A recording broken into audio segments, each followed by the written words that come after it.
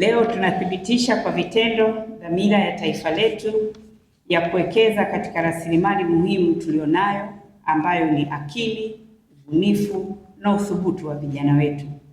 Dhamira inaonyesha kuwa Tanzania imeamua kuyageuza mawazo ya vijana wake kuwa biashara halisi, biashara zitakazosaidia kujenga na kuongeza ajira katika nchi yetu, lakini pia kuchangia katika pato la taifa letu.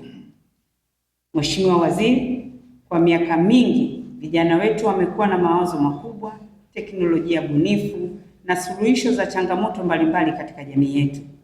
Lakini changamoto hizi moja ya changamoto yao imekuwa ni upatikanaji wa mtaji wa kupeleka mawazo yao sokoni.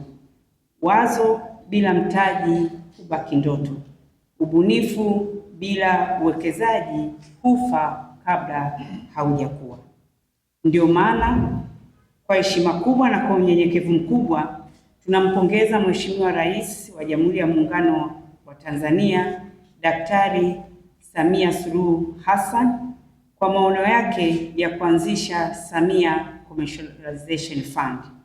Mfuko huu umeanzishwa wakati sahihi, ukiwa na malengo mahususi ya kusaidia hizi biashara changa na chipukizi za vijana wetu wabunifu ili waweze kupiga hatua na kuwa sasa wazalishaji, aidha wa kuanzisha viwanda, kuanzisha makampuni, kujiajiri na kuweza kuajiri wenzao. CRDB Bank Foundation tunajisikia fahari kuwa sehemu ya utekelezaji wa mpango huu kupitia ushirikiano wetu na COSTECH. Na hapa mwenyekiti wa bodi pamoja na mkurugenzi mtendaji wa COSTECH tunawashukuru sana kwa kutuchagua benki ya CRDB kuwa wadau wetu. Mheshimiwa Waziri, mkataba wa makubaliano ya dhamana ya mikopo wenye thamani ya shilingi bilioni 2 kutoka COSTECH ulisainiwa, lakini sisi tuliona kiasi hiki ni kidogo kwa kuwa vijana wabunifu ni wengi.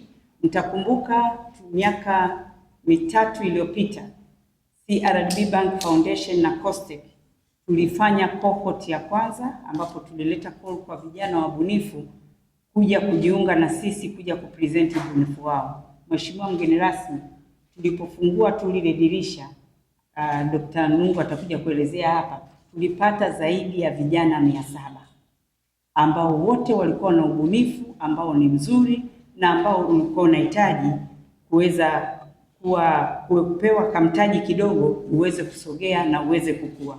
Kwa hiyo tukaona COSTECH kwa kuwa ametoa bilioni 2.3 na sisi tutatoa bilioni 2.3 na hivyo kufanya jumla ya mikopo kufikia shilingi bilioni 4.6, na huu ni mwanzo tu. Mheshimiwa mgeni rasmi,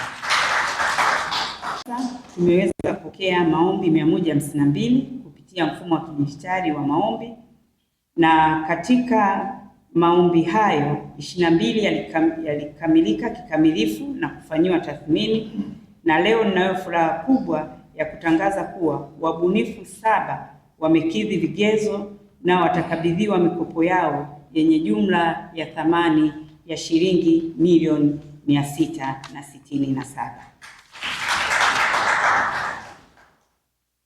Vijana 130 ambao hawakukamilisha maombi yao pamoja na 15 waliokamilisha lakini hawakukidhi vigezo katika hii awamu ya kwanza, wao hatutawaacha.